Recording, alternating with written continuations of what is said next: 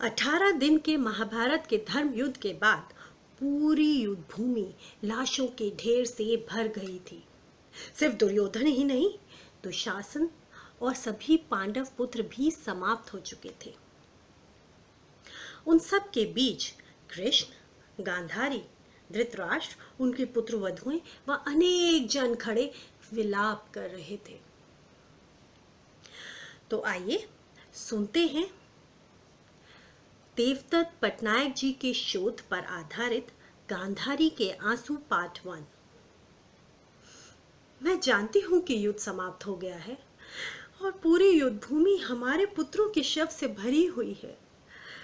संध्या हो गई है और इस तरह मैं यूं कब तक यहाँ खड़ी रहूंगी। सूर्य भी अस्त हो गया है।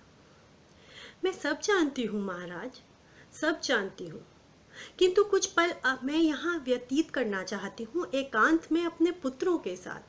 इनके होने के अनुभव से ही मुझे शांति मिलती है। एकांत चाहती हूँ मैं महाराज। आप वापस चले जाइए और अपने साथ सभी पुत्र वधुओं और सेवकों को भी ले जाइए। एकांत चाहती हूँ महाराज, एकांत। अपनी बूढ़ी हड्डियों का वजन संभालती, अपनी लाठी घुमाती मैं पूरी युद्ध भूमि में घूम रही थी। गीदड़ों और सियारों को भगा रही थी, गिद्धों को उड़ा रही थी जो वहां सड़ते मांस और लहू की खुशबू से मंडरा रहे थे। मेरे ही पुत्रों के शव खा जाने को तत्पर थे। ऐसा मैं कदापि नहीं होने दूंगी। जाओ यहां से, उड़ जाओ। मैं अपने मृत पुत्रों के शवों से इतना क्यों जुड़ी हुई हूं? कृष्ण, ये पूछने का आपको कोई अधिकार नहीं। आप क्या जान पाएंगे मां के दिल का दर्द? ये क्या विचित्र बात कहते हैं कि ये दर्द सिर्फ तब तक है जब तक कोई दूसरा दर्द नहीं आ जाता इसकी जगह लेने। ये एक मां के दिल का दर्द है। इसे तुम नहीं समझ सकते, इसे कोई नहीं समझ सकता। जाइए कृष्ण, आप भी जाइए, मुझे अकेला छोड़ दीजिए। चांदनी रात में तुम गीदड़ क्या समझते हो? ये माँ थक कर बैठ जाएगी? कदापि नहीं। मैं पूरी रात तुम्हें यहाँ से खदेड़ूंगी। भागो यहाँ से, भागो, नहीं तो लाठी उठाकर मारूंगी। उफ, ये कैसी भूख जागी है। ऐसी भूख को तो मैंने आज तक नहीं जाना। पेट में मरोड़ सी भी हो रही है। कुछ भी सोचने समझने की शक्ति नहीं है मुझ में। बस कहीं से भी थोड़ा सा भोजन मिल जाता। हा, इतने मीठे आम की खुशबू कहाँ से आ रही है? शायद इस वृक्ष से आ रही है। टहनी काफी ऊंची है, कैसे तोड़ूं? इस पत्थर पर चढ़कर देखती हूँ। ओहो, ये तो अभी भी बहुत ऊंचा है। क्या करा जाए? कुछ और पत्थर इकट्ठे करती हूँ। ये वाला ले लूं, ये वाला ले लूं, ये भी और ये भी। सारे पत्थर इकट्ठे कर लिए हैं। हाँ, अब तो एक कुछ पहाड़ी सी बनती दिखाई दे रही है। इस पर चढ़कर तो मैं अवश्य शाम तक पहुंच जाऊंगी।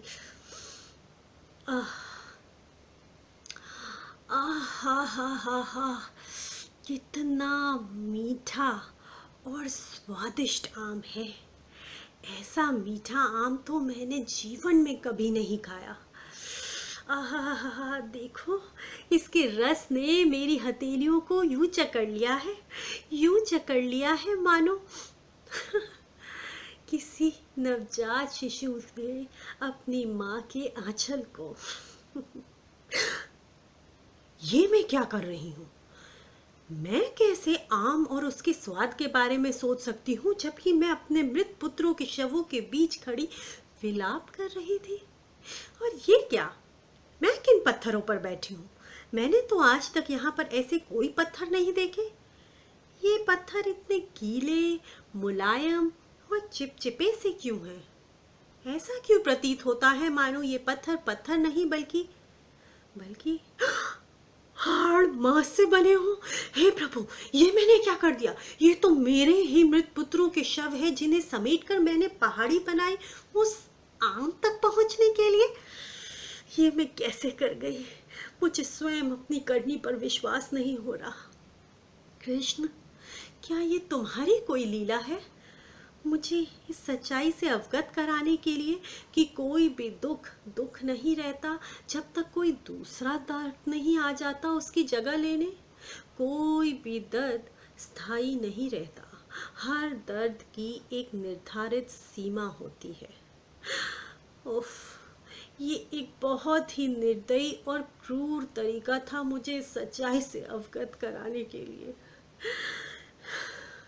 इसके लिए मैं तुम्हें कभी माफ नहीं करूंगी कृष्ण, कभी माफ नहीं करूंगी। मैं तुम्हें श्राप देती हूँ तुम्हें कि तुम भी अपने पुत्रों की और उनके पुत्रों की मृत्यु को स्वयं अपनी आंखों से देखोगे और खुद स्वयं इसी वन में मृत्यु पाओगे, एक शिकारी के शिकार की तरह।